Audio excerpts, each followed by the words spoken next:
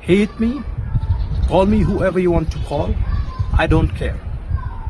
As long as I follow God's principle and doctrines when it comes to protecting the rights of my people, defending my land, which is a God-given right, preserving our culture, the love for fellow human beings.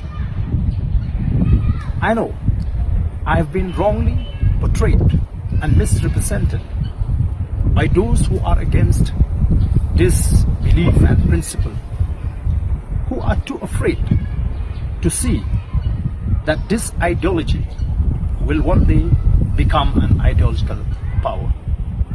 When I try to correct the wrong, when I try to teach the people about their rights, when I try to uncover the hidden agendas of those vested interest people who have been exploiting and manipulating the minds of the innocent all the while, I was instead branded as a holier than thou person, which I am not. Let me tell you in a very categorical term that nothing can stop me. All these allegations, insinuations will not be able to reduce the fire within me to fight for the cause of my people and my state.